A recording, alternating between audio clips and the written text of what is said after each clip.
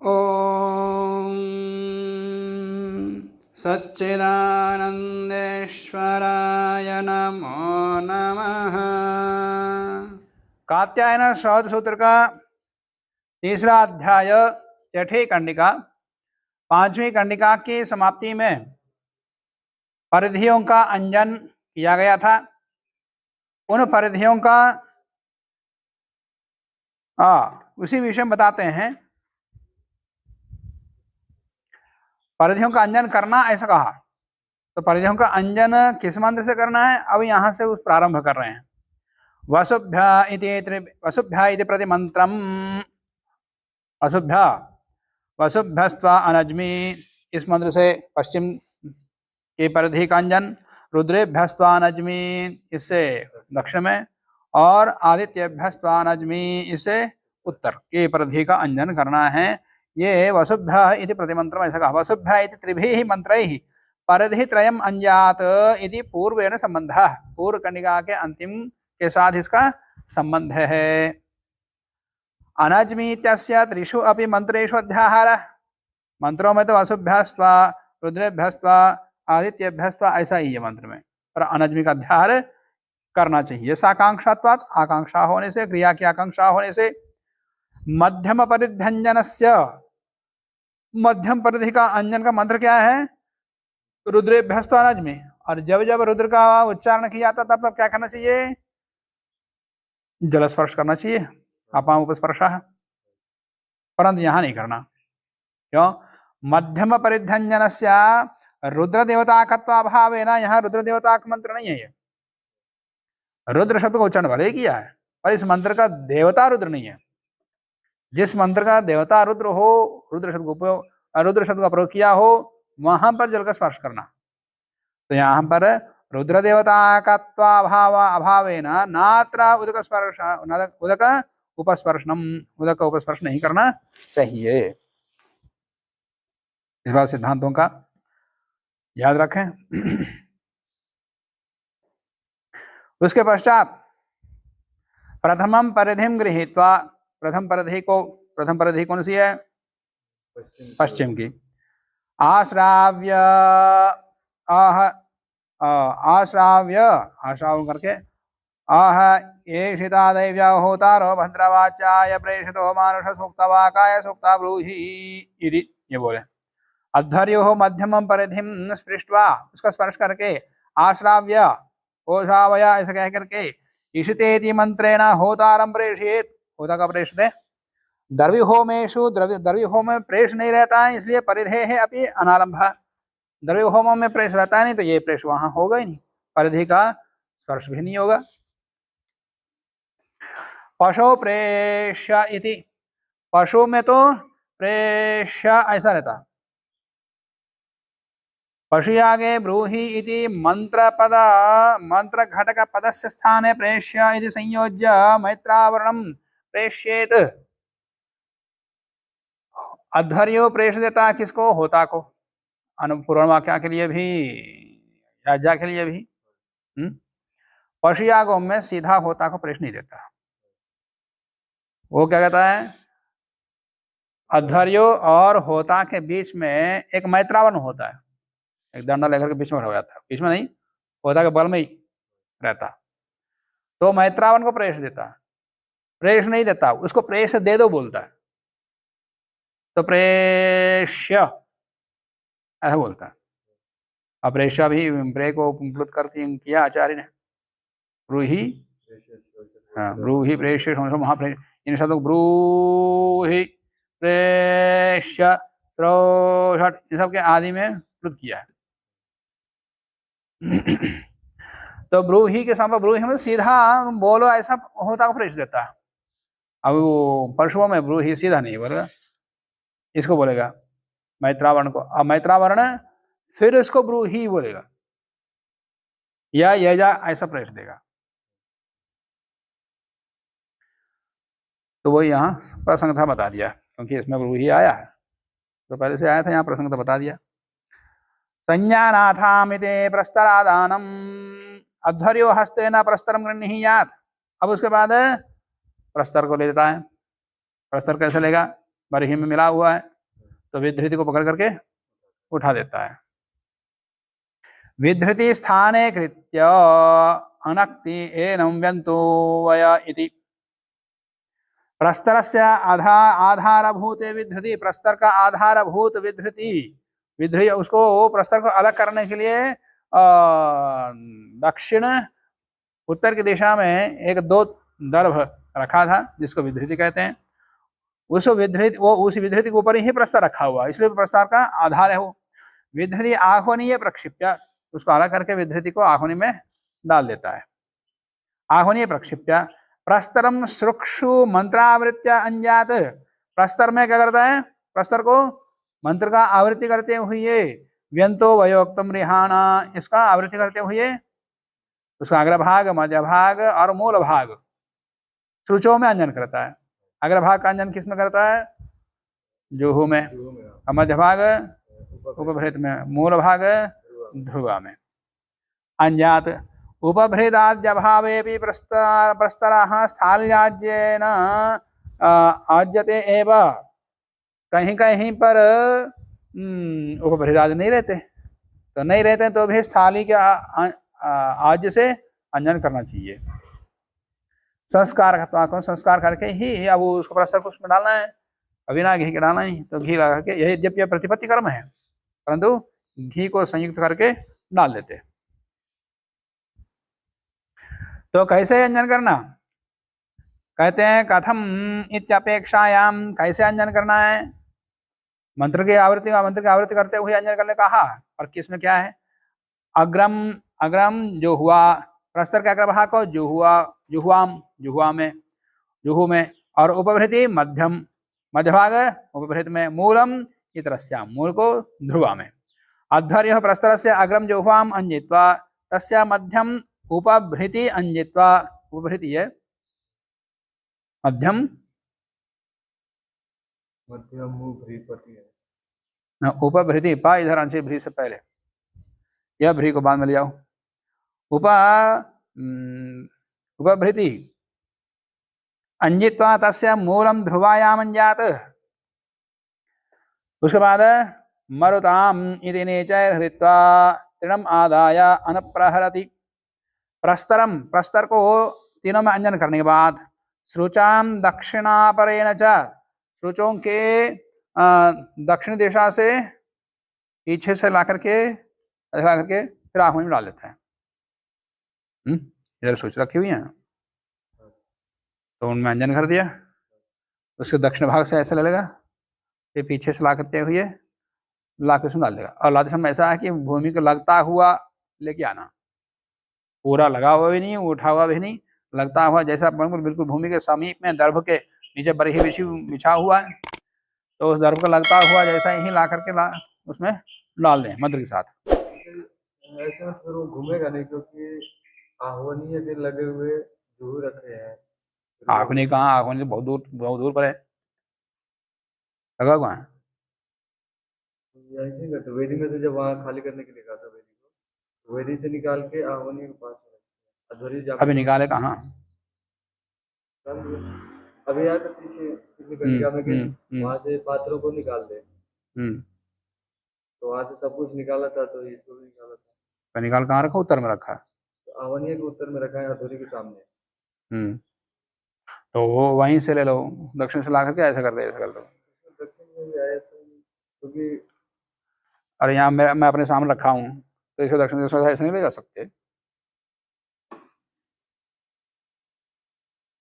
वहां भी तो लिखा है, नहीं करते। भूमि से हम तो ऐसे, वो जो शुरू से है उनके उत्तर से ऐसे लेके आते हैं, नहीं, दक्षिण से उत्तर तरफ ले जाकर के उसमें डाला,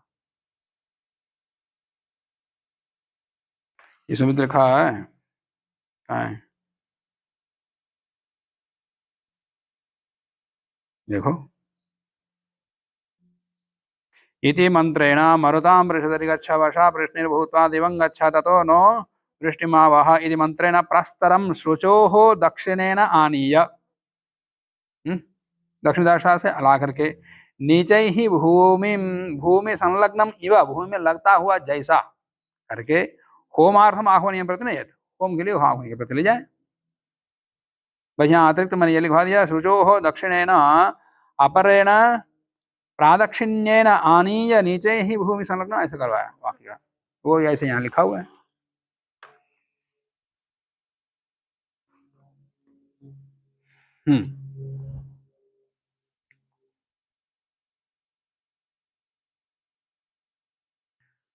तो मर्तामिति प्रस्तरम शुचाम दक्षिणेन अपरेण च, दक्षिणेन अपरेण च, दक्षिण दिशा से पश्चिम दिशा से प्रादक्षिण्य से भूमि लग्नम इव आह्वनीय समीपे होमार्थम आनीय, उसमें होम करने के लिए आह्वनीय के समीप में ला करके प्रस्तर मध्याद एकम तृणम परिशेष्य, मध्य में से एक तृण लेकर के बायां हाथ में रख लें। फिर प्रस्तर को पूरा पूरा आह्वनीय में होत्री पठित सूक्त वाकांत रक्षक, अभी नहीं डालना है, बस लाके आह्वनीय में डालने के समीप में लगे आ जाए। जब वो सूक्त वाक पूरा होगा, वो लंबा मंत्र है, जब पूरा होगा तब डालेगा। हस्तेन आचरति अध्वर्यो प्रस्तरम हस्तेन एव आह्वनीय प्रक्षिपेत। अब आह्वनीय में डालना है तो कुछ सूचों के ऊपर सूचों के माध्यम से आहुति नहीं देनी है, सूचों से आहुति नहीं देनी है, हाथ से ही देना। तो हस्तेन आचरति अध्वर्यो प्रस्तरम हस्तेन एव आह्वनीय प्रक्षिपेत। हस्त शब्देन काष्ठादीनां व्यावृत्ति, यहाँ काष्ठ या शुचु जुहु उपभृत आदि को श्रुवादि कुछ नहीं लेना। अत्र प्रस्तरस्य आह्वनीय प्रक्षेप मात्रम एव न होम, उसमें डालना ही है, होम नहीं है। तो होम नहीं है तो त्याग भी नहीं है, यजमान त्याग नहीं करेगा, ये प्रतिपत्ति कर्म है, बस प्रक्षेप है। अतः त्याग होना कार्य। प्रसंगाद आह, प्रसंगता ये भी कहा यजमान भागम च प्रोषिते, और साथ साथ में यजमान का भाग वहां रखा हुआ है, कहाँ ध्रुवा के सामने, उसको दे दिया, अच्छा दे दिया, वो अपने वो बरही के ऊपर फिर अलग स्थान पर रखा है, वेदी में ही बरही के स्थान पर रखा है। तो यजमान यदि वहाँ उपस्थित है तो अपने व्रत उत्सर्ग काल में खाएगा। अब वो प्रवास में है तो इस प्रस्तर के प्रक्षेप के बाद उस भाग का भी प्रक्षेप कर देगा आह्वनीय में, अध्वर्यु। प्रसंगादाह यजमान भागम च प्रोषिते, प्रोषिते माने वो प्रवास में हो, कृत प्रवास है यजमाने, यजमान प्रवास पर हो तो यजमान भागम च अध्वर्यु हस्तेन एव जुह्यात्, हाथ से ही आह्वनीय में डालेगा, ना जुह्वादि, ना जुह्वादि से नहीं। अयं च यजमान भाग प्रक्षेपः यदा तस्या भक्षणं विहितं व्रत विसर्ग काले तत्रैव कार्यः। और ये यजमान का भाग प्रक्षेप अब नहीं करना, वो व्रत जब उसको खाने का भक्षण काल है उसी समय डालना। ये तो यहाँ हाथ से डालने का विधान यहाँ आया तो उस प्रसंग पे यहाँ बता दिया। अयं च यजमान भाग प्रक्षेपः यदा तस्य भक्षण विहितम, जब उसका भक्षण का खाने का भक्षण समय आता है, यजमान प्रवास पर हो तो वहां पर इसका प्रक्षेप डालना हाथ से। तो यहाँ क्यों बताया, हाथ से डालने का प्रसंग यहाँ आया था प्रस्तर का, तो वो भी हाथ से डालना, पर यहाँ नहीं, वहां। क्षत्रिय वैश्योश्च नित्यम, और क्षत्रिय वैश्य यजमान हो चाहे वो प्रोषित हो चाहे उपस्थित हो, प्रवास में हो चाहे उपस्थित हो, तो उसको भक्षण काल में उसको खाने का नहीं देना, आह्वनीय में डालना। क्षत्रिय वैश्यो हो यजमानयो हो प्रोषितयो हो अप्रोषितयोर वा तयोर भागम हस्तेन व जुह्यात्, नहीं तयोर भाग प्राश्न विहितम अस्ति, उनको खाने का विधान नहीं दिया, विधान नहीं किया, ब्राह्मण का ही न केवल ब्राह्मण का खाने का विधान किया।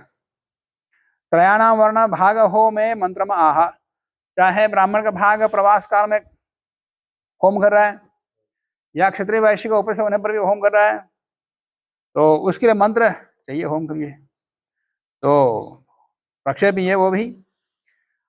अहम तदस्मि मदसि तम एतन मम मम त्वं योनिस् तव योनिरस्मि मम एव सन दिव्य देवेश्वधि पुत्र पित्र्ये लोककृत जातवेद स्वाहा इति अनेन मंत्रेण होमः कार्यः, इसे होम करें। सूक्तवाक्यांते, सूक्तवाक्य अंत में यत पूर्वम उक्तम तृणम आदाय न प्रहरति तत् सूक्तवाक्यांते कार्यम, सूक्त वाक्य अंत में एक तीर्ण लेकर रखा ना, उस तीर्ण को भी सूक्त वाक्य अंत में आह्वनि में डाल लेगा। सूक्तवाक प्रस्तर प्रहरणयोः कालार्थम संयोग। सूक्तवाक और प्रस्तर का प्रहरण काल के लिए इन दोनों का संयोग किया है।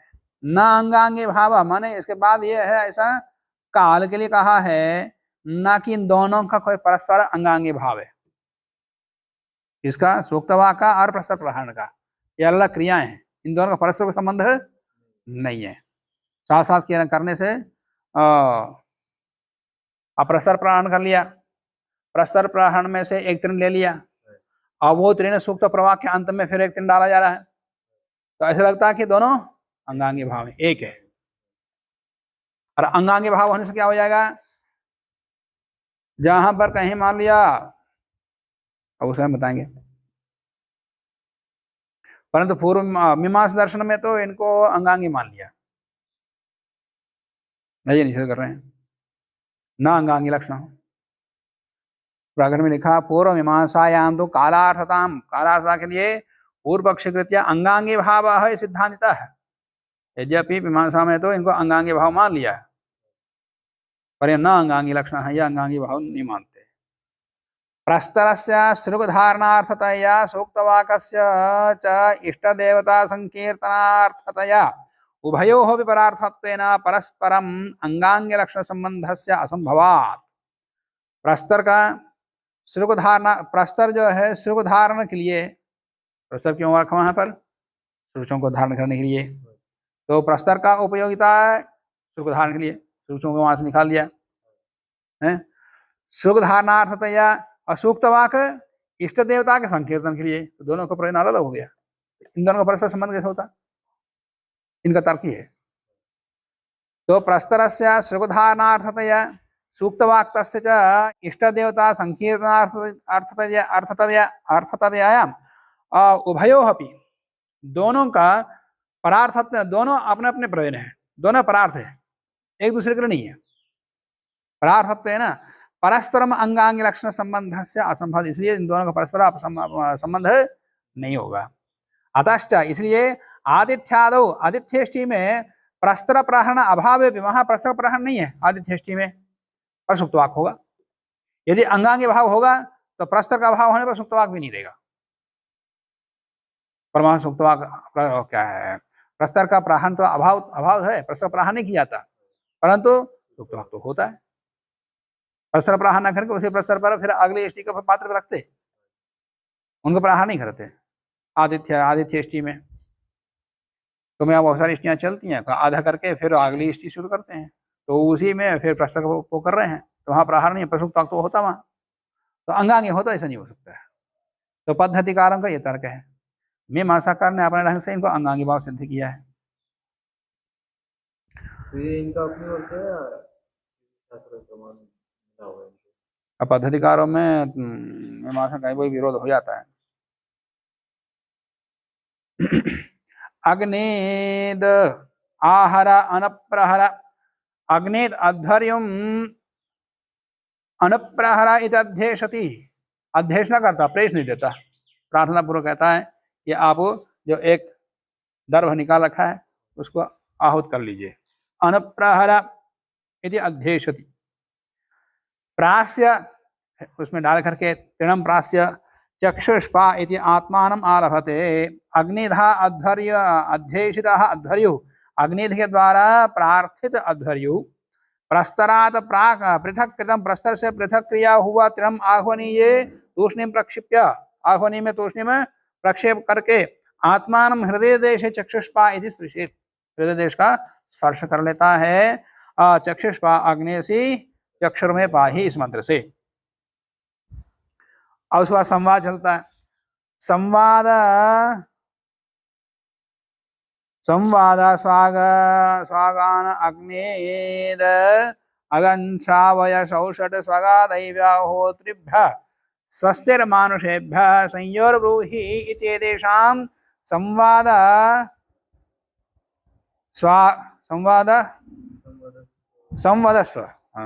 संवदस्व अगन्श्रौषड इति अग्निदशेषमितरो व्यत्यासम ब्रूतः संवदस्व। ठीक है, अब ये यहाँ इतना स्पष्ट नहीं हो पाएगा, प्रयोग पुस्तक में देख लो इनका परस्पर संवाद। संवदस्व अगान अग्नि। संवदस्व ऐसा कौन बोलता है? अग्नित। तो अग्नित संवदस्व ब्रूयात्। अध्वर्य क्या बोलेगा? अगान अग्नित। फिर अग्नित बोलेगा अगन। फिर अध्वर्य बोलेगा ओ शावय। फिर वो बोलेगा अग्नि अग्निध असुषौषट। फिर होता बोलेगा अध्वर्य बोलेगा, वो अध्वर्य वो होता प्रवेश देगा स्वगा दैव्याहोत्रिभ्यः स्वस्तिर्मानुषेभ्यः संयोर्ब्रूहि,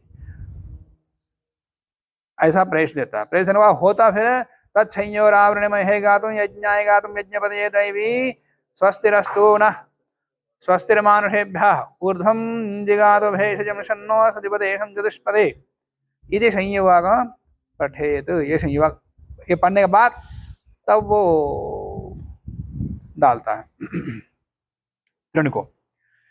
यहाँ सबको मिला के दे दिया है सूत्र में, पूरे संवाद को कैसे दिया देख लो, सूत्र में देख लो। संवदस्व अगान, संवदस्व किसने बोला? अग्निद्र। अगान और अग्नेद अग्नेद अगन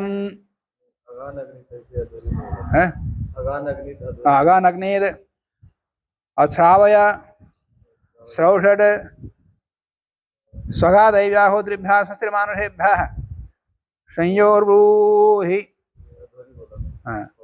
इत्येतेषां संवाद। तो इसमें अब कौन किसको बोलेगा नहीं बताया, अध्वर्य का कौन सा है, आग्नेय कौन सा है, ये पता लग रहा ना।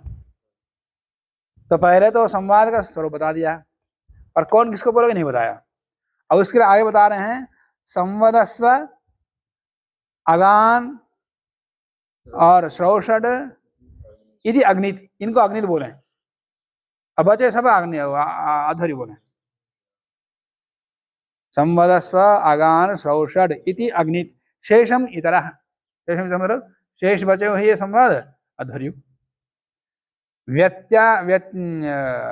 व्यत्यासम ब्रूहितः माने एक को छोड़ करके एक अग्नित बोला फिर अध्वर्य, फिर अग्नित बोला फिर अध्वर्य, दोनों को मिला के दे दिया। पहले वाला अध्वर्य बोले, उसके बाद अग्नित बोले, उसके बाद अध्वर्य बोले। अब इसी को व्याख्याकार बताते हैं। संवदस्व इत्यादि मध्य, इत्यादि संवादों के बीच में संवदस्व अगन श्रौषट इति अग्नित ब्रूयात्, इनको अग्नित बोले। और अगान अग्नित श्रावय स्वगा दैव्या इत्याध्वर्य ब्रूयात्, इनको बचे हुए हमको अध्वर्य बोले। उभाव अपि न निरंतरम ब्रूता, ये दोनों निरंतर नहीं बोलना, अपना अपना भाग पूरा नहीं बोलना। नहीं, एक ये बोलेगा फिर वो दूसरा बोलेगा, फिर दूसरा बोलने वाला फिर ये बोलेगा, ऐसा बोलना। उभाव अपि न निरंतरम ब्रूता किंतु व्यत्यासम ब्रूता, एक ये बोलने वाला दूसरा बोलेगा, दूसरा बोलना फिर ये आएगा, ऐसा। पूर्व संवदस्व, और उसका स्वरूप बता रहे हैं। पूर्व संवदस्व इति अग्नित ततः अध्वर्यो अगान अग्नित इति, ततः अग्नित अगन इति अग्नित, उसके बाद अग्नित अगन ऐसा बोलेगा। ततः अध्वर्यो श्रावय इति, एवं क्रमेण इस क्रम से बोलना चाहिए। अस्य च संयोवाकार्थत्वात् अभावे निवृत्ति, और संयोवाक के न होने पर ये संवाद भी नहीं होगा। अस्य च संयोर्वाकार्थ, संयोवाक के लिए ये संवाद किया जा रहा है, और संयोवाक के न होने पर यह संवाद भी नहीं होगा। संयोर्वाकार्थत्वाद तदभावे निवृत्ति, संयोर्वाकश्च, संयोर्वाक क्या लिखा है? अदृष्टार्थत्वात् यावदुक्ते निवर्तते, ठीक है वाक्य। अदृष्ट होगा तो यावदुक्त में रहेगा, दृष्टार्थ होते यावदुक्त में हट जाता है।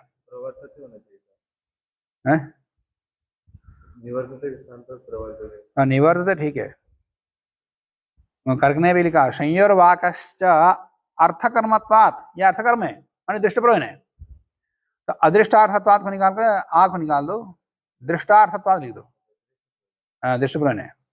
संयोर्वाकश्च दृष्टार्थत्वात्, दृष्टार्थ होने से यावदुक्ते निवर्तते वाक्य बनेगा। कर्क में लिखा संयोर्वाकश्च अर्थकर्मत्वात् यावदुक्ते निवर्तते, ये कहीं पर ये उल्टे सुल्टे लिख दिया यावदुक्त के विषय में। तन्निवृत्तो च संवादस्व इत्यादि ना निवृत्ति, संयोगवाक्य हट जाने पर किसी कामकृति में संवाद भी हट जाएगा। तेषां तदर्थत्वात्, क्योंकि संवाद संयोगवाक्य होने से, संयोगवाक्य के लिए होने से उसका परिधि होम पर संयोग का प्रयोजन क्या बताएगा, उसका दृष्टि प्रयोजन क्या बताएगा। दृष्टिपुरन मान लिया, दृष्टिपुरन क्या है, जो है संयोगवाक्य आया नहीं आएगा। ये तो बोल तो दिया ना, वो होता नहीं था शेरावरी में एक आदमी दिया। और दृष्टिपुरन मान लिया, दृष्टिपुरन उनको क्या मीमांसा का प्रयोजन है, मीमांसा में आएगा।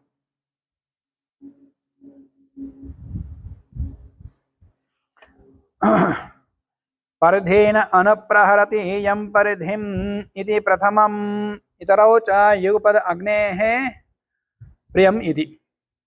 अध्वर्युः हस्तेन एव परिधेन आह्वनीय प्रक्षिपेत, अध्वर्यु परिधियों को भी हाथ से ही हस्तेन एव परिधेन आह्वनीय प्रक्षिपेत, आह्वनी में डाल देता है।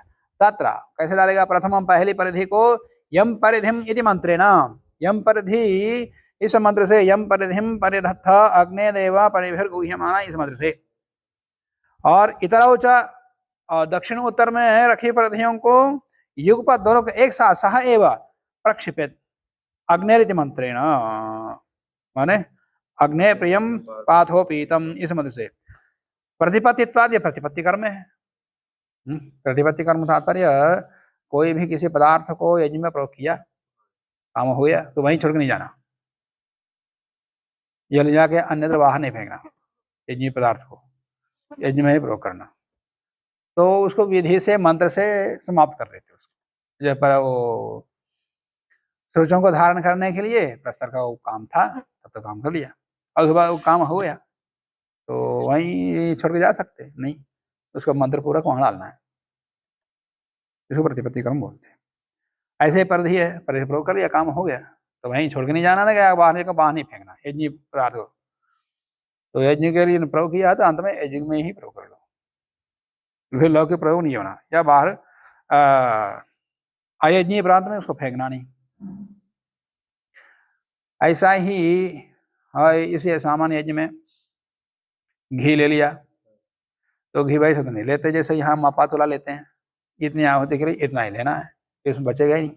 और थोड़ा बहुत बचा फिर इकट्ठा होकर लगा हुआ इकट्ठा हो जाता है, फिर वो भी दूसरा भाग का आहुति देते हैं, वही प्रतिपत्ति कर्म ही है, या अंजन कर देते इस प्रकार से। तो सर्वमय पुनः स्वाहा आहुति हो गई। अब होने के बाद वसो पवित्र में से देना कि नहीं देना, वो खड़े के देते हैं आहुति, तो वो देना कि नहीं देना, इसमें बड़े लोग संदेह है। और उसमें बचा हुआ है घी, उसको क्या करोगे, डब्बे में डालना, आहुति नहीं देना, इसमें तो डब्बे में डालना, ये शास्त्र में कहाँ लिखा है। यज्ञ के लिए एक बार प्रयोग किया हुआ फिर दोबारा अन्यत्र नहीं जाना, यज्ञ के लिए ही रहना, शास्त्र तो यही कहता है, तुम डब्बे में डालते हो, ये तो श्रद्धा अशास्त्रीय है। तो या तो पहले ही मपत्र जितने चम्मचों का, जितने सुबाहों का जिस चम्मच से देते हो उस चम्मच से इतनी आहुति का कितना तो उतना ही सब ठीक, वहां जो फिर कम ज्यादा डालना नहीं, उतना ही मपत्र उसने डालो जितना लिया, फिर बचा नहीं, फिर मंत्र बोलने की आवश्यकता ही नहीं। और लेते समय तो अंदाज से लेते हो, अब बच गया उसको डब्बे में डालना, तो ये तो कंजूसीपन है। जैसे नाप के भी डालेंगे तो अंतिम में तो मान लो 10-20 आहुति देनी है तो 20 चम्मच डालेंगे, 20 चम्मच डाल दिया, कुछ तो पात्र में रहेगा, अब कुछ तो रहेगा, फिर उसको तो थोड़ा तो हाथ अभिशेष के लिए हो जाता है, तेजो से तेजो में इत्यादि के लिए हो जाएगा, थोड़ा बहुत तो उसमें लगा हुआ जो है वो तो उसमें विनियोग हो जाएगा, खुद शेष का भगवान जैसा। शुरू से डालेंगे तो नहीं होगा, नहीं होता, कुछ तो बचेगा, तो बचे का अन्यत्र प्रयोग नहीं करना, ना डब्बे में डालना, ये तो कंजूसीपन है। देवताओं के लिए नियुक्त निकाला हुआ पदार्थ को दोबारा वापस लेना, ये तो आश्रीपन है, अशास्त्रीय भी है। तो उसको डालना है। डालना तो वैसे नहीं डाल सकते, कोई मंत्र बोलो। वसु पवित्र में से कुछ आपत्ति है तो दूसरे मंत्र कुछ बोलो। लोग कहते हैं गायत्री मंत्र, आपकी गायत्री मंत्र से दे दो। असम में अपना गायत्री मंत्र से आहुति कैसे दोगे? ये तो सर्वों अपने स्वाहा से सारे गायत्री मंत्र से आहुति दे दो, फिर अंत में 3 आहुति जहाँ बचती है उतना उसने तक फिर गायत्री मंत्र दे, फिर सर्वों अपने स्वाहा बोल दो। ये ऐसे करो। और सर्वों अपने स्वाहा ये कोई अशास्त्र नहीं है। बाद में पूर्णाहुति के बाद वो प्रतिपत्ति कर्म कहलाता है, होम नहीं कहलाता। यहाँ भी होम कर रहे हैं ना, उनका तो याग समाप्त हो चुका है। ये प्रतिपत्ति कर्म है, तो प्रतिपत्ति कर्म उसके अंग नहीं होता, यज्ञ का समापन होता है। समापन भी क्रिया होती है। और शास्त्रीय पद्धति को जानते हैं ये लोग।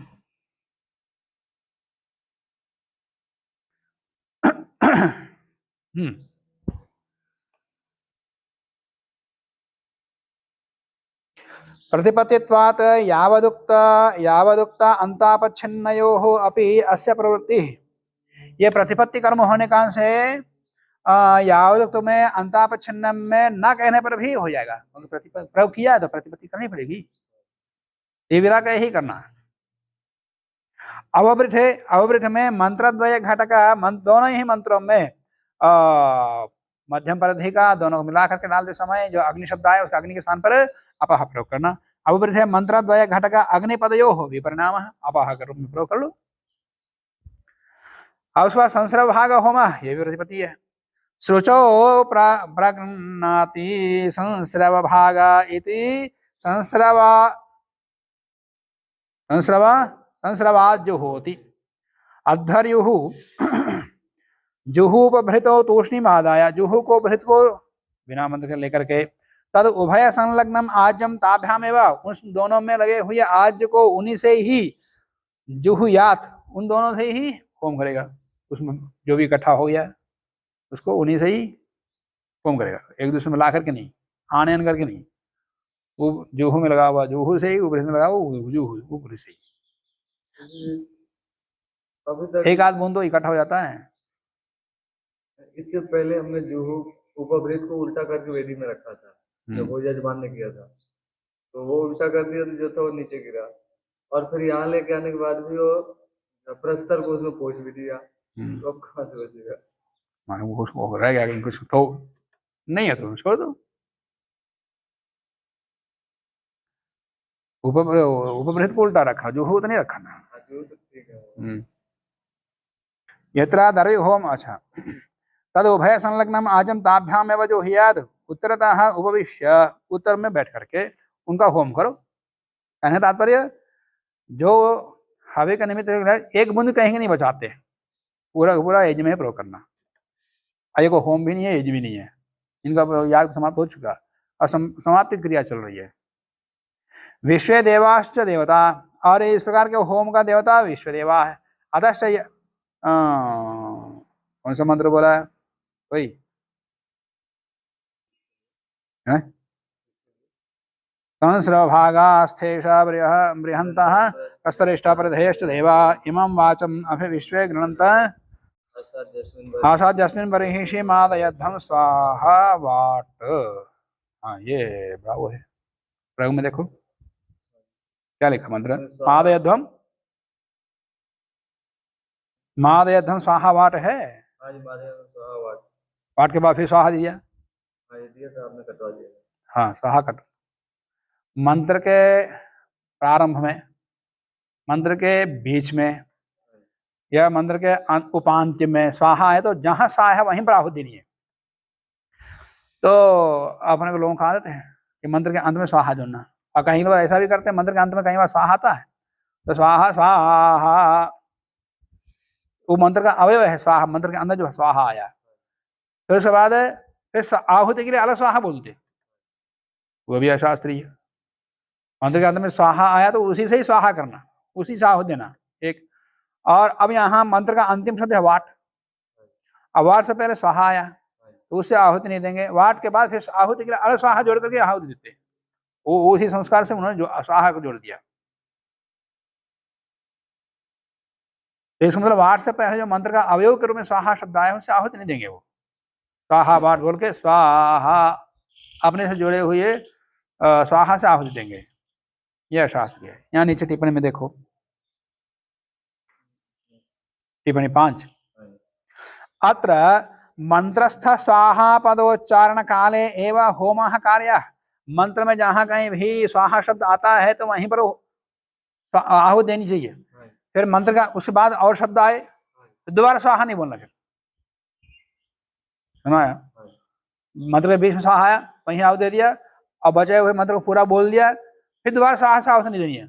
बस वहां बोलो समाप्त करो, फिर अगला मंत्र बोल के स्वाहा, फिर अगला मंत्र बोलो। ये जो पार नहीं का समय हर एक मंत्र स्वाहा आता, जहाँ जहाँ स्वाहा वहां आहुति दे दो। हाँ, अन्यों में भी आता है। तो ये बोल रहे हैं, अत्र मंत्रस्थ स्वाहा पदोच्चारण काले एव होमः कार्यः एवं च स्वाहाकारः सर्वत्र साकांक्षात्वात्। स्वाहाकार सर्वत्र साकांक्ष है, कात्यायन सूत्र में आया। इति सूत्रेण सामान्यतः मंत्रांते, मंत्र सामान्य रूप से मंत्र के अंत में स्वाहा रहता है अधिकांश, और कहीं कहीं बीच में आता है, तो जहाँ है वहीं पर। सामान्यतः मंत्रांते स्वाहाकारोच्चारण से विधाने अपि, विधान होने पर भी, यत्र मंत्रे एवं स्वाहाकार से पाठ है, जहाँ मंत्र में ही अवयव के रूप में स्वाहाकार का पाठ है, आदौ मध्य अवसाने वा, कहीं कहीं बार स्वाहा से प्रारंभ होता है मंत्र, तो वहीं प्रारंभ में आहुति दे दो, मंत्र वैसे बोल दो, फिर अंत में स्वाहा नहीं जोड़ना। आदौ मध्य अवसाने वा तत्रैव होमः कार्यः न पुनः स्वाहाकार से मंत्रांत संयोजनम। अब इस प्रकार के कर्मकांड के नियमों को जानेंगे तो वहां पर निर्णय होता है। आपने तो मंत्र के अंत में स्वाहा स्वाहा स्वाहा स्वाहा स्वाहा बोल के फिर अंत में अपनी वो से स्वाहा जोड़कर भी आहुति दे देंगे।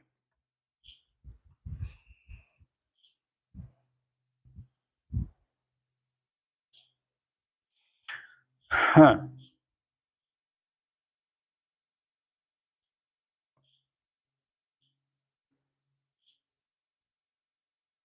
ये हो गया। संस्रव होमस्य प्रतिपत्त्यर्थ कर्मत्वाद अंतापच्छिन्ने भी प्रवृत्ति। ये प्रतिपत्ति कर्म होने का से अंतापच्छिन्न में भी, माने या संतापच्छिन्न में या यावदुक्त में जहां कहीं भी इसका उल्लेख नहीं किया वहां भी करना पड़ेगा। कौन? ये प्रतिपत्ति कर्म है। और उसके बाद श्रुचोर निधानम घृता चेति धूरी निदधाति अनसी चेद ग्रहणम। यदि अनस्ता हविः पूर्वं गृहीतं तदा घृता चेति मंत्रेण अनसः धूरी शुचौ स्थापयेत्। अब घृता चेस्थो धूर्यौ पादम इत्यादि मंत्र से क्या करेंगे? क्या करेंगे? अनस्ता, यदि अनः बैलगाड़ी से यदि हवि ग्रहण किया हो तो शुचों को कहाँ लेकर रखेगा? धुरी पर रखेगा, जहाँ बैल जुड़ जाते हैं उस धुरी के ऊपर रख देता है। यदि अनस्ता हविः पूर्वं गृहीतं स्यात् तदा घृताचीति मंत्रेण, घृताची मंत्र से अनसः धुरी, अन के धुरी में शुचौ स्थापयेत्, शुचों को रखें। द्रव्य संस्कारत्वात् सर्वत्र प्रवृत्ति, द्रव्य का संस्कार होने का सर्वत्र ये प्रवृत्ति होगी। पशु, पशु में सृग बहुत्वे सर्वासाम निधानम। पशु में तो वहां सृग बहुत होते हैं, यहाँ तो 2 ही हैं या 3 हैं, तो पशु याग में तो सृग और ज्यादा होते हैं। सबको ही धुरी पर रखना है। घृताचस्था धुर्यौ पाद इत्यादि ऊहा कार्य। फिर वहां पर वचन को बदलना पड़ेगा, द्विवचन के स्थान पर बहुवचन बदलना पड़ेगा। गृहमेधियायाम जुहुआ एकत्व, गृहमेधि में जुहु एक ही सूच होता, एक ही सूच होती है, तो घृताचसी धुर्यौ पाही इत्यादि हुआ, वहां एक वचन बदल दो, द्विवचन को बहुवचन बदल दो, जहाँ बहुवचन वहां बहुवचन बदल दो। ना व्याकरण ऊहा कर तुम शक्नोति, जो व्याकरण ये वो नहीं कर सकता है, वचन को परिवर्तन नहीं कर सकता, इसलिए वहां आवाज करने कहा है विभक्तिम कुर्वन्ति इत्यादि पर। हाँ, क्या ध्रुवा तो गोल होता है और गाड़ी का जो ध्रुवा ऊपर खड़ा कर रखा है, ध्रुवा जो है जो बैल के कंधे पर रखा जाता है वो तो गोल होता है, और वो जो गाड़ी रखी है वो ध्रुवा का तीनों ही सूच गोल हैं।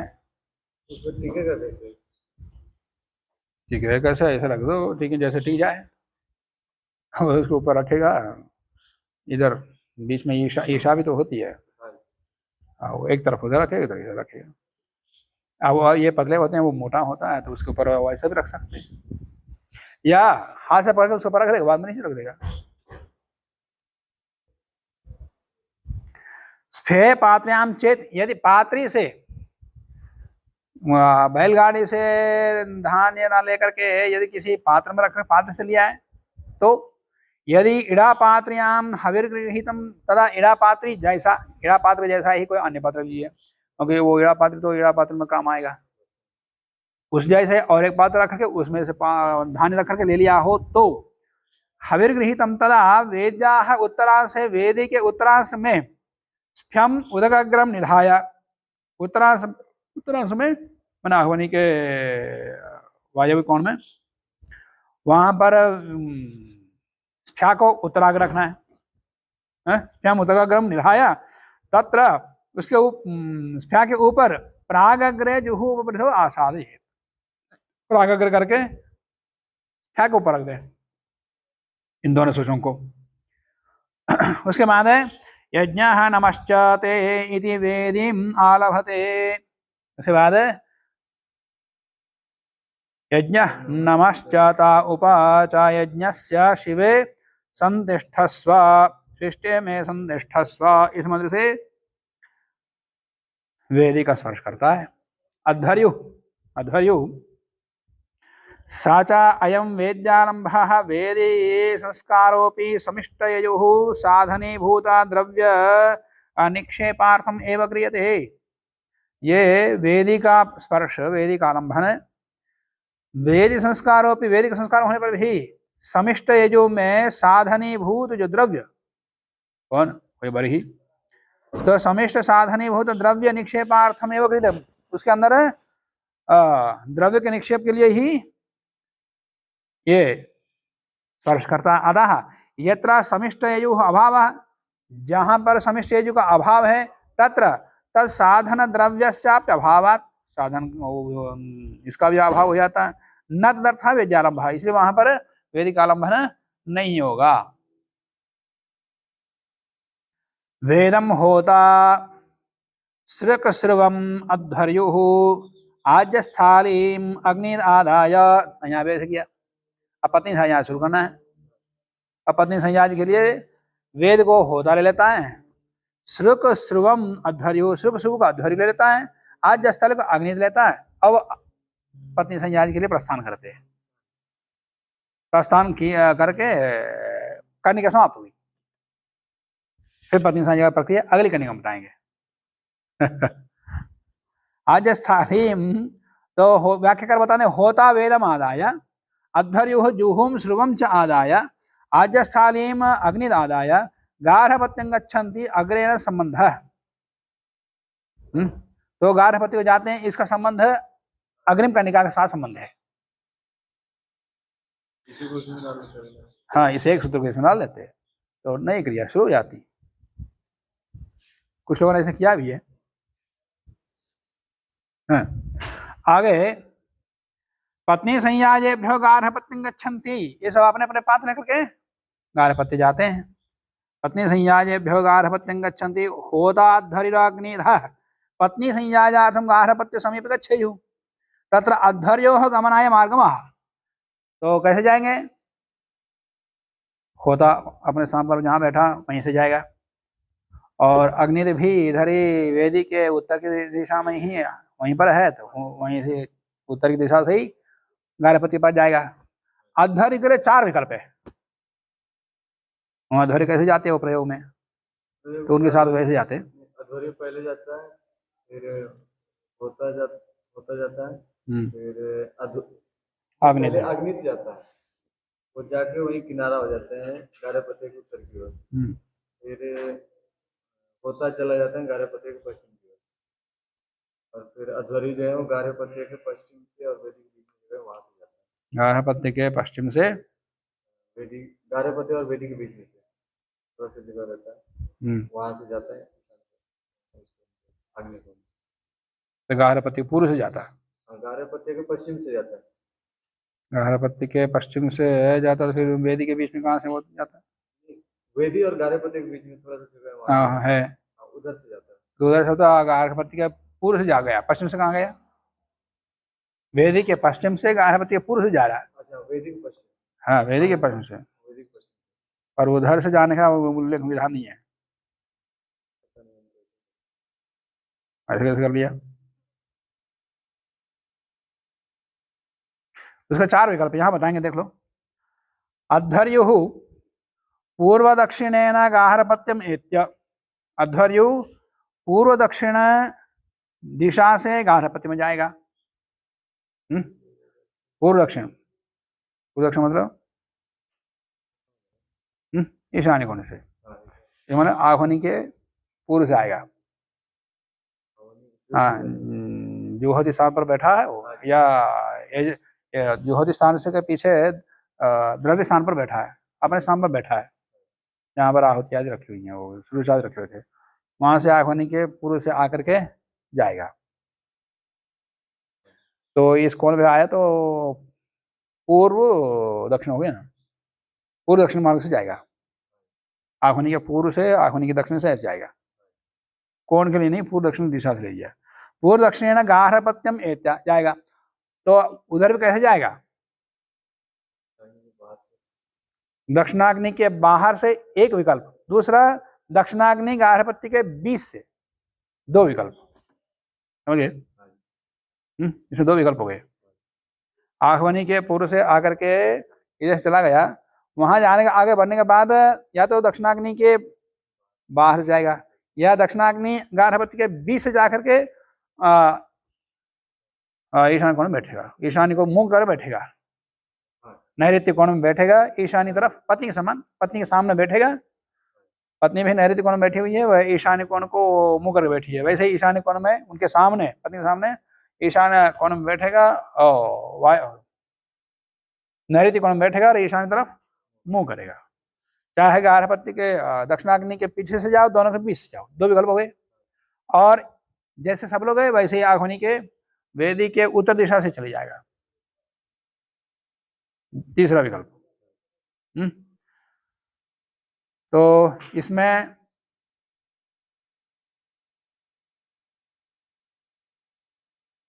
उसमें 2 विकल्प ऐसा है, देख लो, या आह्वनी के उत्तर से गया, वेदिक इधर देखो, वेदिक उत्तर से गया, जाकर के गार्हपत्य के पश्चिम से आएगा, गार्हपत्य के पश्चिम से ऐसे आएगा, चला गया, गार्हपत्य के पश्चिम से आके वहां बैठा, इसलिए पत्नी के सामने से आया। और चौथा विकल्प यह है, गार्हपत्य के पश्चिम से आकर पत्नी के पीछे से आएगा, ये चौथा विकल्प। तो 4 विकल्प में उसको एक करना है।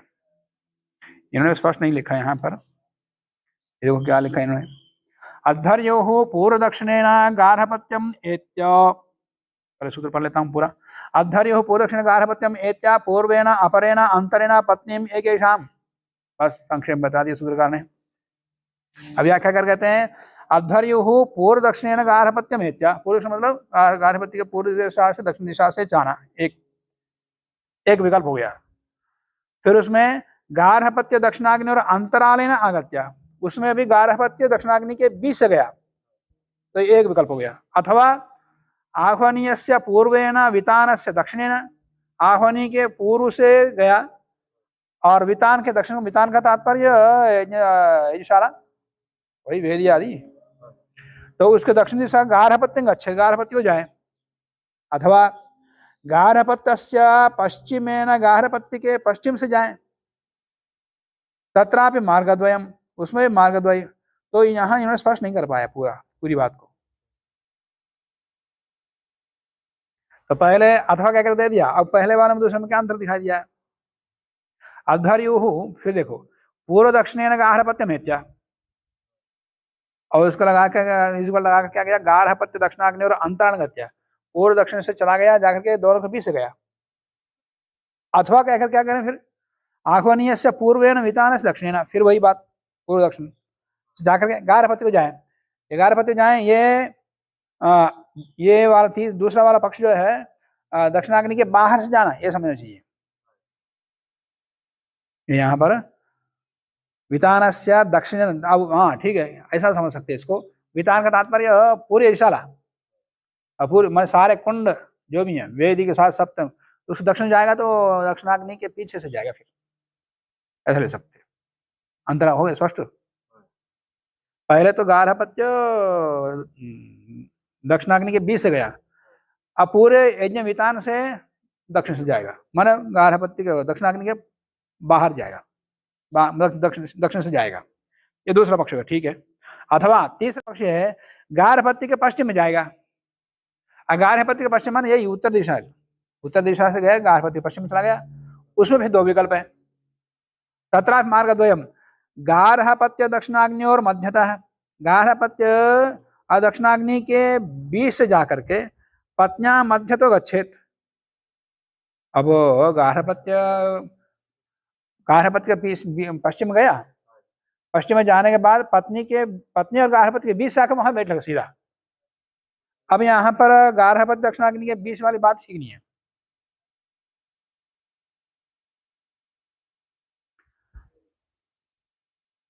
दक्षिणाग्नि तो उससे पहले ही बैठ जाता है। हाँ वही, वो अंतर में जाने से पहले बैठेगा, उधर जाकर फिर वापस आएगा फिर। या तो जैसे तुम लोग प्रयोग कर रहे हो बोलते हो वैसे करना पड़ेगा, इन दोनों के बीच से आकर के अंतराल से आकर वहां बैठेगा। परंतु गार्हपत्य के पश्चिम नहीं, पश्चिम वाली बात नहीं हो पाएगी। फिर गार्हपत्य के पश्चिम में जाने पर उस पक्ष में दो विकल्प है। दो विकल्प क्या है, पत्नी और गार्हपत्य के बीच से आ जाए या पत्नी के बाहर से आ जाए, ये होना चाहिए।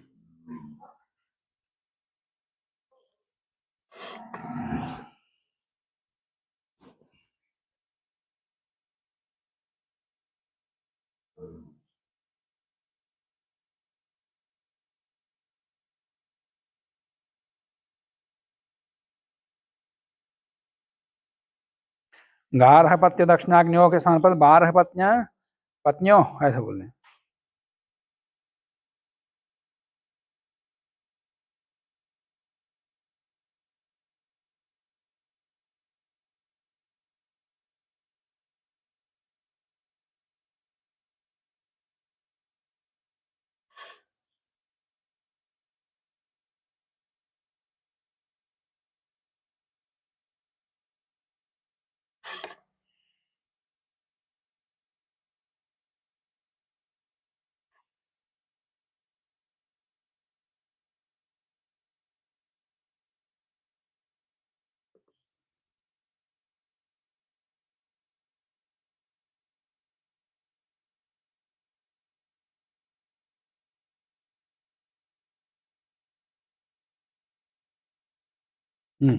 गार्हपत्य पत्नियों और मध्यतः गत्वा, फिर दोबारा पत्नियां मध्यतः निकालने।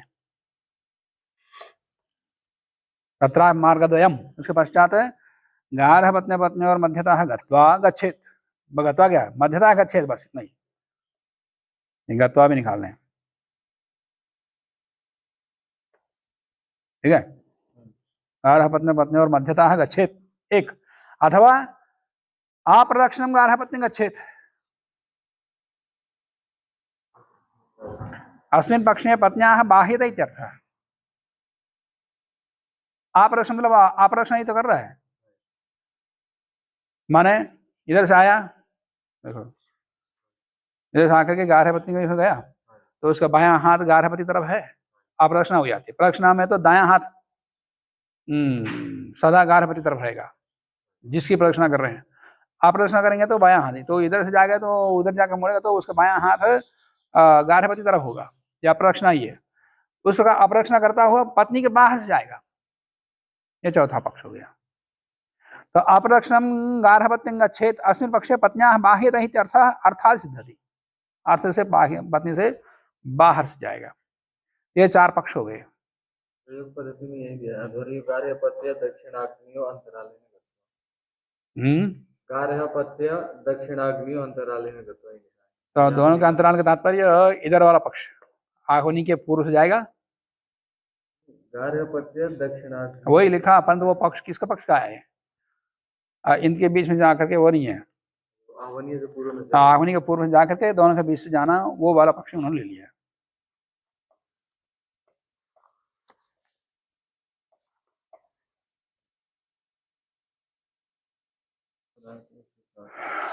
हाँ, अध्वर्युः गार्हपत्य दक्षिणाग्न्योरन्तरालेन गत्वा गार्हपत्यस्य दक्षिणतः पत्न्याः अग्रे ईशानाभिमुखः उपविशेत्। तो यहाँ पर स्पष्टता के लिए लिख रहे हैं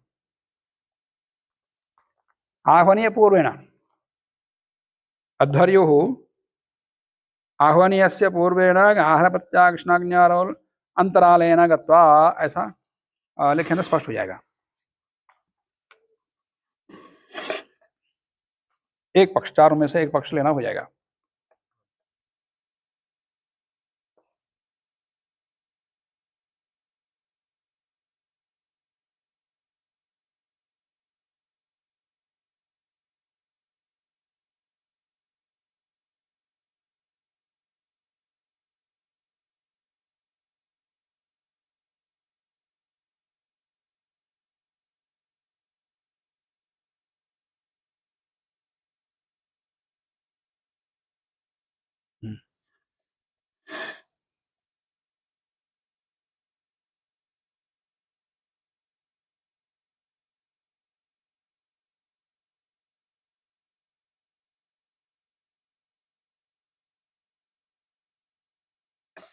आगे प्रयोग करते समय इसको याद रख लें, होने के पूर्व से जाकर दोनों के बीच में जाकर वहीं बैठ लें पत्नी के सामने।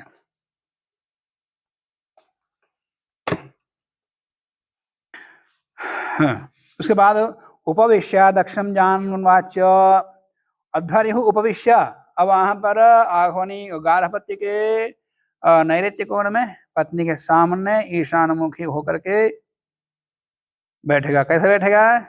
दक्षिणम जानो भूमौ पातयित्वा जुहुयात्, माने बायां जानू ऊपर रहेगा, दक्षिण जानू भूमि पर रखेगा, ऐसा बैठ करके आहुति देगा। प्रसंगादा, प्रसंग से कहते हैं एवं सर्वत्र उपविष्ट होमेशु, उपविष्ट जहां जहां पर बैठ के होम करने का विधान है वहां सर्वत्र ऐसा ही बैठना, केवल यहीं पर नहीं। वो और कहीं का यहाँ चिपक गया होगा, वो अग्नि चयन का है, शयन स्थिति का बहुत आगे सोमयाग में वहां है वो इन लोगों का ऐसे रहता, वो है शयन स्थिति का ही, ये कात्यायनी लोगों का ऐसा ही रहता। आपस में बौधायन में ठीक रहता है वो चित्र। इनके इंडिया हजारों में रहती है, वहां पर कुछ 100 होते हैं, सब मिलाकर के 1000 के आसपास होते हैं। 5 प्रस्तरों में 200 200 200 200 5 प्रस्तरों में 1000 ईंटें जाती और ठीक शयन के आकार में दिखाया जाता है। यहाँ शयन का आकार दिखाया जाता है, बस वो है। उसको निकाल करके यथास्थान जोड़ दें। तो वो बैठ करके होम करने का जहां जहां विधान है वहां वहां पर ऐसा ही बैठ के देना। कैसे? बायां घुटना ऊपर और दाएं घुटना नीचे। एवं सर्वत्र उपविष्ट होमेशु, सर्वत्र उपविष्ट होमेशु पूर्वाघार दक्षिणाग्नि होम पूर्वाघार हो, दक्षिणाग्नि में होम आदि हो। एवमेव उपविष्ट दक्षिणम जानो अन्वाच्य होम कार्य, ये भी परिभाषा है, बीच में प्रसंगता बता दिया है। उपांशु चरंती, और पत्नी संज्ञा सारा सारा उपांशु, पत्नी संज्ञाख्यम कर्म सर्वम उपांशु कुर्युः, यहाँ भी उपांशु लिखा है ना, पूरा पूरा उपांशु करें।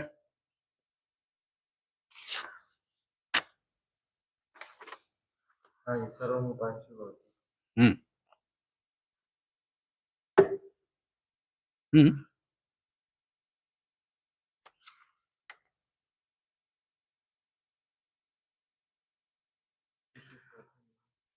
ठीक है, सर्व उपांशु का कह दिया, परंतु वहां पर मैंने लिख रखा है कि मीमांसा में संकर्ष कांड में आया आश्रवण प्रत्याश्रवण प्रणव वौषध वर्जम, माने पूरा पूरा पत्नी संज्ञा मंत्र में सारे सारे मंत्र उपांशु बोलो, परंतु आश्रवण प्रत्याश्रवण प्रणव और वौषट इनको तो ऊंचे स्वर बोलना है, इनको छोड़कर उपांशु है, ऐसा विशेष विधान वहां आया।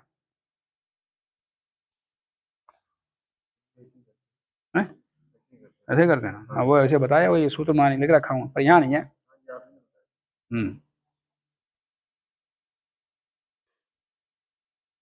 उपांशु चरंती पत्नी संयाजाख्यम कर्मा सर्व उपांशु कुरु प्रसंगादा। अब उपांशु चरंती आया है तो उसके प्रसंग में एक परिभाषा महत्वपूर्ण है, ये बताते हैं। उपांशु जहाँ जहाँ उपांशु कहा है उसका विशेष उल्लेख बताते हैं। चरण शब्दे सर्वम देवतान्यत्र, जहां जहां उपांशु चरंती ऐसा कहते हैं, पूरा पूरा मंत्र उपांशु बोलना। और केवल उपांशु कहा है, उपांशु चरंती नहीं बोला, केवल उपांशु बोला, तो वहां केवल देवता का उपांशु बोलना, पूरा मंत्र ऊंचे स्वर में बोलना। चरण शब्दे सर्वम देवता अन्यत्र, जहां पर चरंती नहीं कहा, केवल उपांशु कहा, तो केवल देवता ही है, देवता को उपांशु बोलना, देवतावाद शब्द का उपांशु बोलना, शेष मंत्र ऊंचे स्वर में बोलना, एक परिभाषा है। अब व्याख्या कर बताते हैं। यत्रा विधि वाक्य चरित शब्द श्रूयते तथा यथा, जैसे उपांशु चरंती यहाँ आया है। 7वें अध्याय में अन्यत्र बीच में ऐसे उपांशु चरंती ऐसा आएगा। इति तत्र सर्वम कर्म उपांशु का, वहां सारा कर्म है उपांशु ही होगा। जैसे पत्नी संयाज उपांशु चरंती कहा, पूरा पूरा पत्नी संयाज उपांशु। कहीं अपाद है, जैसे मीमांस ने निर्णय किया कि आश्रम प्रत्याश्रम को छोड़कर कहा है तो वो ऊंचा स्वर होगा। यत्रा चरण शब्देन उपादान विना एवं चरण शब्द को किए बिना उपांशत्व विधेयत, केवल उपांशु का है। यथा जैसे विष्णुर उपांशु यष्टव्य, विष्णु को उपांशु या करना चाहिए, केवल विष्णु शब्द को उपांशु बोलेंगे, उससे पहले बाद के मंत्र को ऊंचे स्वर में बोलेंगे। तत्र देवता मात्र उपांशु प्रयोज्यम अन्यत सर्वम उच्चैहि उच्चारण, ऊंचे स्वर में ही उच्चारण करना चाहिए। जैसे विष्णवे अनुब्रूहि, विष्णवे अनुब्रूहि, ऐसा विष्णवे शब्द को उपांशु, विष्णवे अनुब्रूहि, विष्णु यजा बोलना, विष्णु यजा, ऐसा इत्यादो देवता बोधका विष्णुआदि शब्दम उपांशु पठित्वा अनुब्रूहि इत्यादिकम उच्चैहि पठनीयम, अनुब्रूहि यजा को ऊंचे स्वर में बोलना चाहिए। और उसके बाद ये यदि सोमम त्वष्टारम देवानां पत्नी अग्निम गृहपतिमिति। अब ये पत्नी संयाज के 4 देवता बता दिया, और इन्हीं के लिए अनुब्रूहि ब्रूहि यज आदि होगा, फिर त्याग भी होगा एक एक का। ये तो प्रयोग में स्पष्ट है, यहाँ तो संक्षेप में कह दिया। शाल्याज्येन चतस्रः देवता है, ये अध्वर्यु शाली के आज से 4 देवताओं के नाम से होम करेगा, और प्रत्येक के लिए भी अनुब्रूहि आदि आदि पूरी प्रक्रिया है। तृतीय अंतर्धान पुरस्ताद, देवाना पत्नियों के लिए जब आहुति दी जाएगी, अंतर्धान कट रखेंगे गार्हपत्य के पूर्व में। तो तृतीय अंतर्धान पुरस्ताद, तृतीय पत्नी संयाजानुष्ठान काले गार्हपत्यस्य पुरतः अंतर्धान कटाख्येन पात्रेण अंतर्धान कट नाम के पात्र से तिरोधानम कुर्याद अध्वर्यु। अब प्रायः प्राचीन काल में मैंने सबको खिला के पुरुषों जाने के बाद एकांत में बैठ कर खाती थी। तो ऐसे देव पत्नियों को खिलाते समय वो देवता खाया आह्वनी में, तो वो ना देखें, तो देव पत्नियों को पर्दा डाल करके उनको खिलाते। परिधान रीति तो देखते क्रिया है। हाँ। पत्न्यन्वारभते अध्वर्युम। अब पत्नी देवाना पत्नी तृतीय आहुति देते समय अंतर्धान कट रखना एक, और पत्नी अध्वर्य का स्पर्श करेगी, हाथ से दर्भ लेकर के उसको स्पर्श करेगी। तृतीय पत्नी संयाजानुष्ठान काले पत्नी अध्वर्यम कुशै ही अन्वार अभेता, कुश लाकर कुश के माध्यम से उसका स्पर्श करेगी। साचा अयम अध्वर्यु संस्कार द्वितीय निर्देशात, द्वितीय निर्देश होने से अध्वर्य का संस्कार है। अतः पत्न्याभावे भी, पत्नी का अभाव होने पर भी ये न किंचित कार्य, यानी किंचित अध्वर्यु उस आहुति को देगा ही। पत्नी ना है, पत्नी नहीं है, पत्नी का स्पर्श नहीं है, तो भी पत्नी के अभाव में पत्नी का स्पर्श नहीं हुआ, पर आहुति देनी पड़ेगी उसको। संयमंतम भवति इडांतम वा,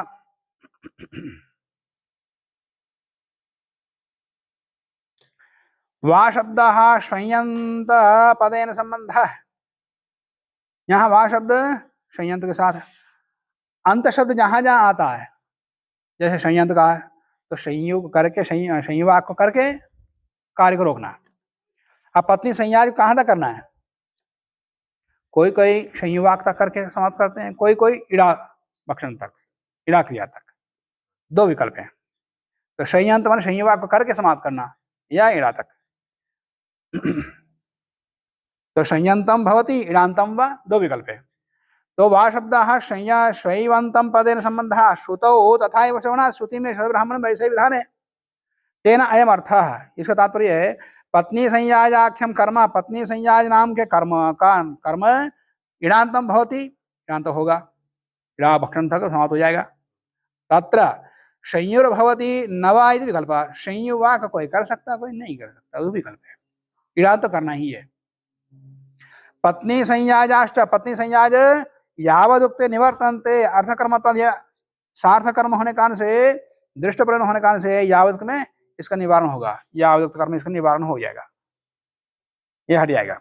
संयुवाक करना पक्ष विशेषमः, संयुवाक पक्ष संयुवाक तक करता कोई, उसमें विशेष विधान बता रहे हैं।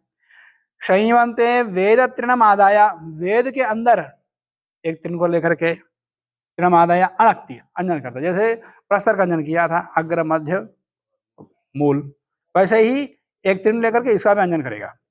संयंते वेद तृणम आदाय अनक्ति प्रस्तरवत, प्रस्तर के समान, श्रुचि श्रुवे स्थाल्याम च, श्रुचि में करेगा जुहू है साथ में, और श्रुवा में करेगा मध्य, स्थाली में मूल करेगा।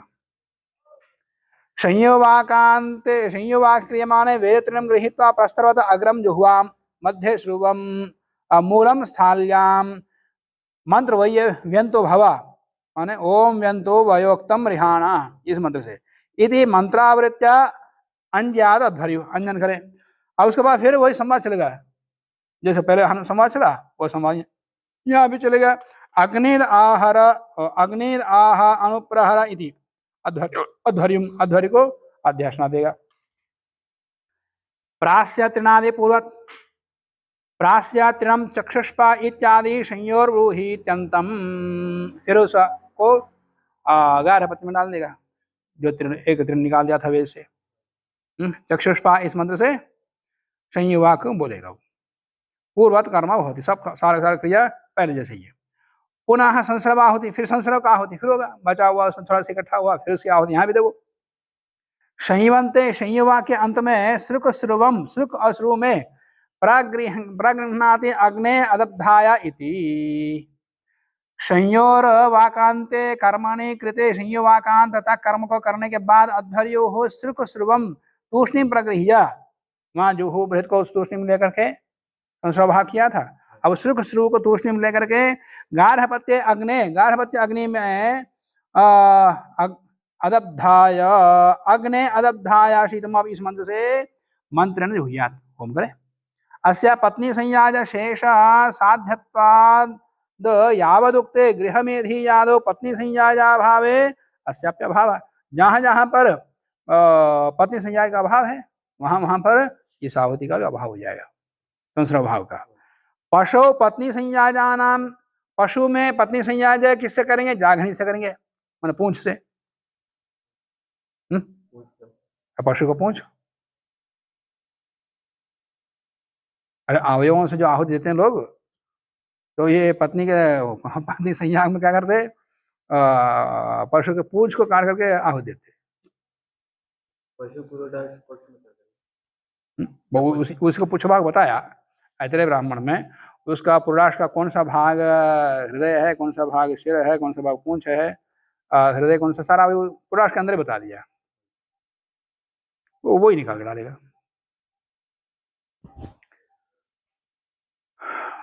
मैं वाला वो देखा नहीं, लेकर उसमें दिया हुआ पुरुष के अंदर यही पशुओं का अवयवों की कल्पना कर दिया। यदि पशु का ही या करना होता है यथार्थ था, पुरुष के अंदर पशु के अवयव की कल्पना क्यों करते थे? इसमें भी एक आया था एक टीका में, आया था कि पशु अंग भूत पुरुष, हाँ पशु अंग भूत पुरुष, इन्होंने लिखा कहीं, मैं भी देखा कहीं पर टिप्पणी में। तो पशुओं के अंगों को प्राप्त किया है, उसके शरीर है पुरुष, ऐसा पुरुष को लेना। पशु पत्नी संयाजा नाम जाघनीकरणत्वात्, जाघनीकरण होने से तत्र संस्रव प्रतिपाद्य रूप द्रव्यस्य अभाव है। तो संस्रव भाग रूपी जो प्रतिपत्ति कर्म है उसका भी अभाव हो जाएगा, क्योंकि वहां पर आज है ही नहीं। यावदुक्त अंतापच्छिन्नयोः अपि पत्नी संज्ञायाना अभावः, यावदुक्त कर्म में अंतापच्छिन्नों में भी पत्नी संज्ञा का अभाव हो जाएगा। दृष्टार्थत्वाद अनयोः, अदृष्ट हो तो वहां रहेगा, जो जो अदृष्ट कर्म में या तो कर्म रहते, और यह कह रहे हैं कि उनका अभाव होता है, इसमें दृष्ट कर्म है। हटा दो। कर्क ने वैसे लिखा भी है, पत्नी संज्ञायानां च अर्थकर्मत्वाद यावदुक्ते निवृत्ति। ये दृष्टांत में कई बार ये उल्टा लिख दिया इन्होंने कई स्थान पर। दक्षिणाग्नौ होम, दक्षिणाग्नि में होम एक होम दे देगा। सव्येन आवृत्य,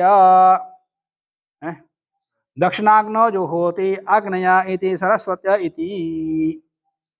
अध्वर्यो गार्हपत्यम प्रदक्षिणम परेत्य, अध्वर्यो गार्हपत्य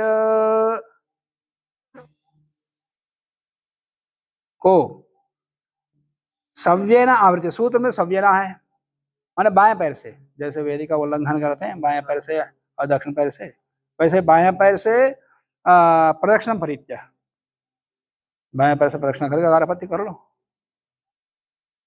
बाएं पैर से अंदर पैर लाता करो, उसके बाद फिर पूरी प्रदक्षिणा कर लो, पूरी प्रदक्षिणा करके फिर दक्षिणाग्नि के उत्तर में आएगा।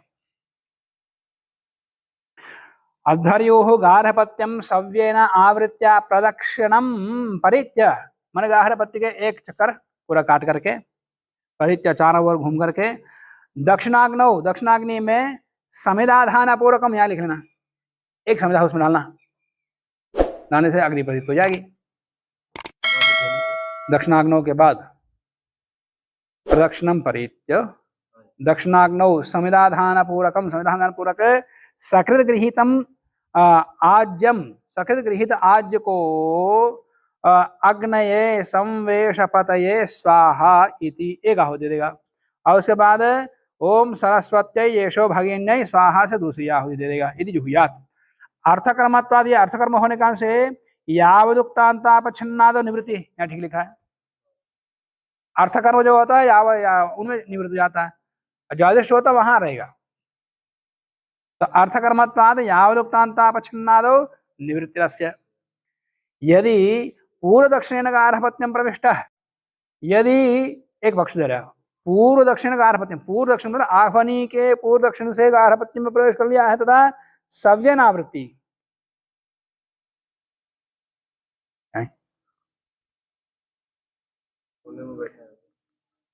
पूर्व दक्षिणेन गार्हपत्यम प्रविष्टः तदा अपूर्व पहले आते समय, पहले यदि गार्हपत्य के पूर्व दक्षिण से आकर के दोनों के बीच आकर वहां बैठा हो तो पूर्व दक्षिणेन या आह्वनीय से, आह्वनीय से पूर्व दक्षिणेन गार्हपत्यम प्रविष्टः, स्पष्ट हो जाएगा।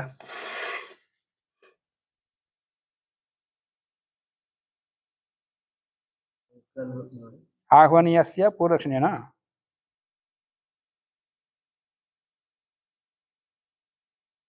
आह्वनीय से पूर्व दक्षिण गार्हपत्यम प्रविष्ट तदा सव्यनावृत्ति ही कार्य। सव्यनावृत्ति तात्पर्य इधर से आया है, बाएं पैर से प्रदक्षिणा करेगा, अन्यथा न, यदि कर्क, वो कर्क का तर्क है, वो कर्काचार्य का तर्क है। इस प्रकार से 7वीं कंडिका समाप्त हो गई है, और उसका पिष्टलेप होम आदि 8वीं कंडिका में बताएंगे। आज के पाठ को यहीं समाप्त करते हैं। ओ